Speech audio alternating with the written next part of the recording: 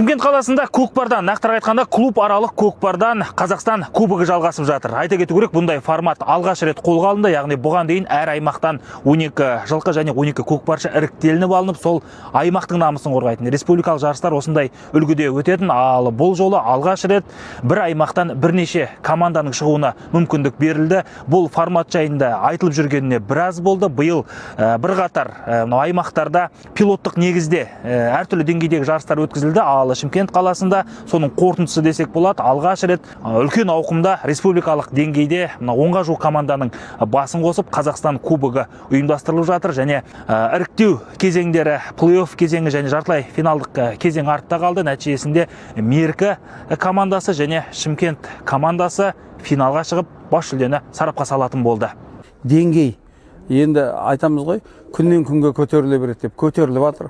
Ойында жекпе-жек аттарда істеп жатыр, шауып келіп теліп жатыр, лақтырып жатқанды тосып алып кеткен деп жатыр.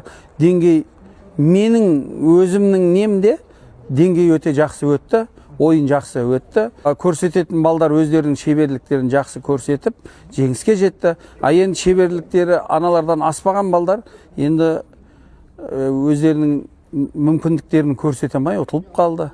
Бұндай форматтағы жарыс тасада қалған таланттарды шығаруға және оларға ұлттық құрамаға қосылуға мүмкіндік ашады. Бұған қоса аттарды іріктеуге де өзінің көмегі көп. Сонымен қатар айта кету керек, дәл осы жарысқа көрші Қырғыз елінен қателеспесем саны 6 көкпаршылар келіп, біздің командаларға қосылып, жарыстың деңгейін көтеріп берді. Яғни бұнда қатысушылардың санына қатысты, туған жеріне қатысты, немесе басқа да факторларға қатысты шектеу қойылмайды. Клуб аралық Қазақстан кубогы осынысымен ерекше.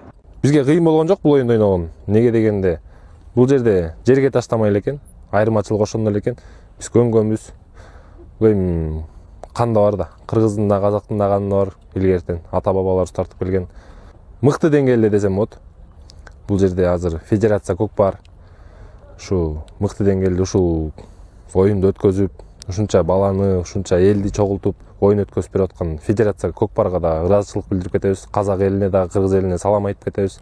Шымкент қаласындағы жарыс ертеңде жалғасын табады, яғни 3-ші орынға және бас жүлдеге талас болады. Жалпы жүлде қоры 28 миллион теңгені құрайды, және алдағы уақытта дәл осындай форматтағы жарыс тоқтамайды, керісінше ауқымын ұлғайтады, қатысушыларын көбейтеді және еліміздің түкпір-түкпірінде ұйымдастырыла бастайды деген үміттеміз. Өйткені дәл осы жарыстан кейін көкпардың деңгейі артқан, әсіресе алаңдағы бәсекелестік, тартыстың және басқа да көкпарға қажет шеберлікті шыңдау бар, тәжірибе жинау бар. Осы жағынан өте тиімді екенін байқадық. Сондықтан жарыстың басы қасында жүргендерге тек қана сәттілік тілейміз.